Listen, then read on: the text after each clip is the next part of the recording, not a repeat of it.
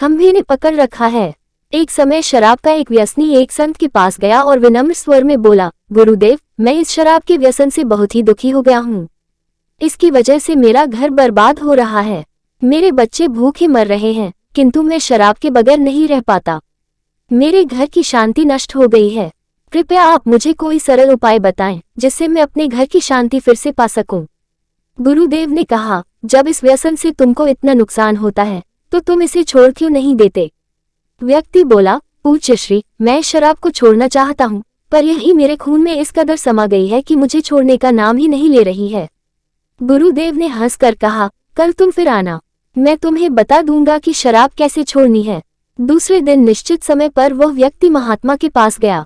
उसे देख महात्मा झट से खड़े हुए और एक खंभे को कसकर पकड़ लिया। जब उस व्यक्ति ने महात्मा को इस दशा में देखा तो कुछ समय तो वह मौन खड़ा रहा, पर जब काफी देर बाद भी महात्मा जी ने खंभे को नहीं छोड़ा तो उससे रहा नहीं गया और पूछ बैठा कि गुरुदेव, आपने व्यर्थ इस खंभे को क्यों पकड़ रखा है? गुरुदेव बोले, वत्स, मैंने इस खंभे को नहीं पकड़ा है, ये खंभा मेरे शरीर को पकड़े हुए है। मैं चाहता हूँ कि यह मुझे छोड़ दे, किंतु ये तो मुझे छोड़ ही नहीं रहा है। उस व्यक्ति को अचंभा हुआ। वे बोला, गुरुदेव, मैं शराब जरूर पीता हूँ, मगर मूर्ख नहीं हूँ। आपने ही जानबूझकर इस खंभे को कसकर पकड़ रखा है। ये तो निर्जीव है, यह आपको क्या पकड़ेगी? यदि आप दृढ़ संकल्प कर लें तो इसी वक्त इसको छोड़ सकते हैं।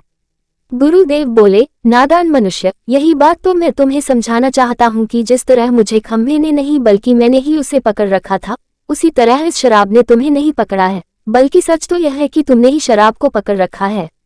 तुम कह रहे थे कि यह शराब मुझे नहीं छोड़ रही है, जबकि सत्य यह है कि तुम अपने मन में ये दृढ़ निश्चय कर लो कि मुझे इस व्यसन का त्याग अभी कर देना है, तो इसी वक्त तुम्हारी शराब पीने की आदत छूट जाएगी।